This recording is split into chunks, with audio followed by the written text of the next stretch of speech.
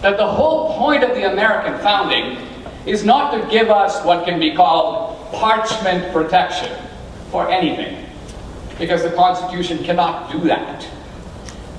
A document that writes, Congress shall pass no law restricting freedom of speech or of the press, is worthless if the people living under that document ignore it.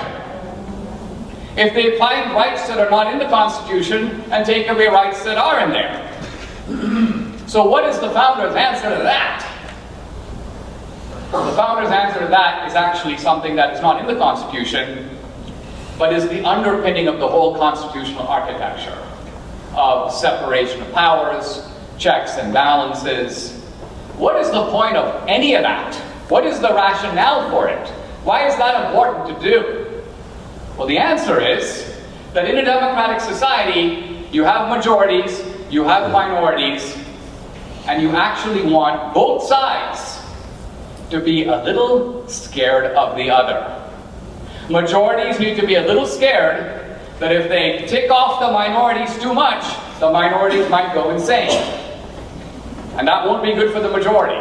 So that tempers the majority. Don't go too far, because the other side can only take so much.